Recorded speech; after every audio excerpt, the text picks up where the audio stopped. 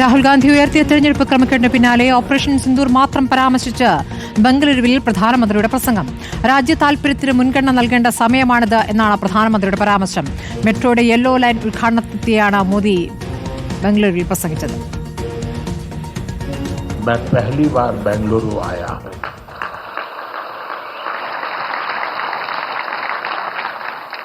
Operation सिंदूर में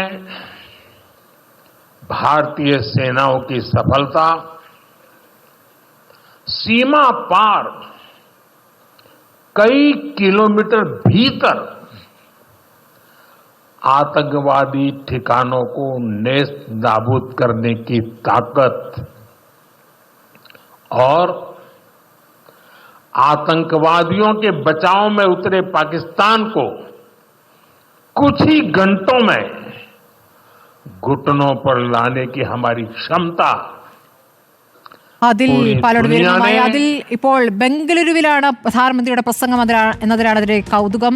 മാത്രമല്ല, മെട്രോയുടെ യെല്ലോ ലൈൻ ഉദ്ഘാടനത്തിനാണ് അദ്ദേഹം പ്രസംഗിക്കുന്നത്. അവിടെയും ഓപ്പറേഷൻ സിന്ദൂറിൽ മാത്രം പ്രതികരണം, അതും രാജ്യ താൽപര്യത്തിന് മുൻഗണന എന്ന് പറഞ്ഞുകൊണ്ടാണ്, അതിനുള്ള സമയമാണ് ഇത് എന്ന് പറഞ്ഞുകൊണ്ടാണ് പ്രധാനമന്ത്രിയുടെ പ്രസംഗം. എന്താണ് വിശദാംശങ്ങൾ?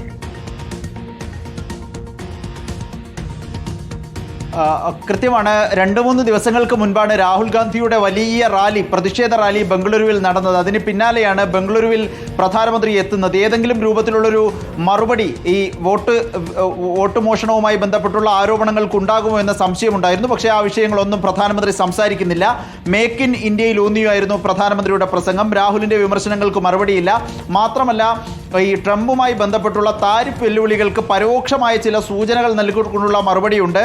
ഇതിൽ പ്രധാനപ്പെട്ട കാര്യം, മൂന്നാമത്തെ ഏറ്റവും വലിയ സമ്പദ് വ്യവസ്ഥയിലേക്ക് മുന്നേറുകയാണ് ഇന്ത്യ.